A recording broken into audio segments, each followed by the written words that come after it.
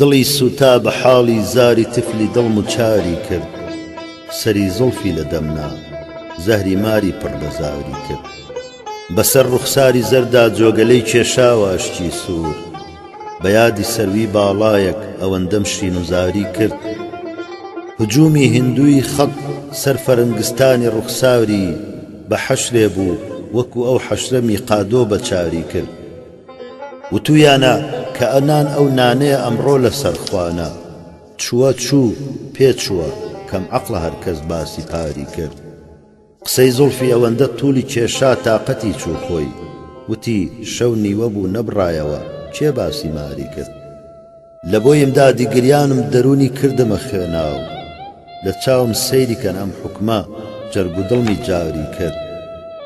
خەتی پشتی لەبی دی بوومە چار ئەبرۆ وتمان کە هەرکەس بەختیارە ئیختیاری چاریاری کرد.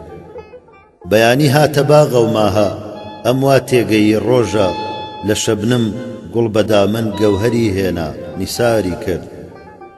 ڕەحە بەو شێتیە ئەلحەق قسێکی عاقڵانەی ود، منم عاقڵ لە بەرجی عاریە خۆمم کە عاری کرد. دڵی بێبارە مایی کارە هەرکەس کاروباری خۆی، لە دنیادا موفەق بوو بە دڵ تەفیزی باری کرد. جنونی نەو زوهورە مەحویە دێوانەجی مەنسوور، کە دێوانن هەموو مائیل بەبەر ئەو مەیلی داری کرد.